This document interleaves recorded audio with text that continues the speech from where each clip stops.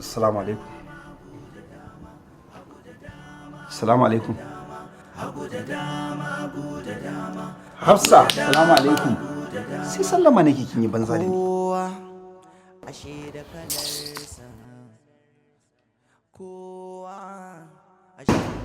Ya Hafsa ta kin isa ki rena min hankali? Ni zaki ciwo mutunci ni zaki tozarta? Me ya kawo ka cikin daki na? Fita ka ban min daki na malam. Ai ni baki burge ni ba. Ai na so da kin so ki burge ni da daga can tafiya zaki ki tafi gidanku. A haka kace? Eh haka ne. To ba damuwa Allah ya kai mu safa lafiya zan tafi in ban maka gidanka. Ai a gidan iyaye na kaje ka dauko ni ba akan titi ka ganni kaje ka dauko ni. Daga can din in gidan iyayen na ki ma daga can ki can. Allah ya kai mu lafiya haka dai kace. Kuma sai na nuna miki ni dan halak ne wallahi.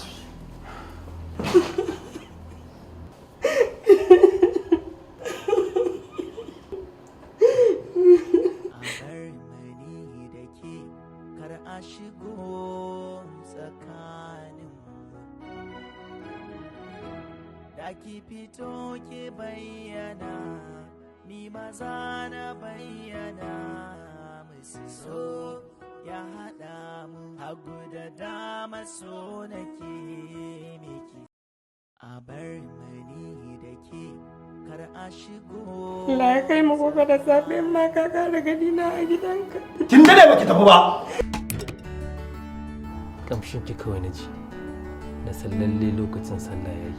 Kin zo ki tashi ni ko? Gaskiya ne mijin marainiya. Lokacin sallah yayi. Ka tashi mu je mai alwala mai sallah. Gaskiya ne. Ina godiya matar kirki yar aljanna. Amin. Hello? Hello Ruki. Gana kofar gidanka yanzu. Inna lillahi wa inna ilaihi raji'un. Ina kofar gida kuma? Babu ruwa na kawai ka fito ina kofar gidanka.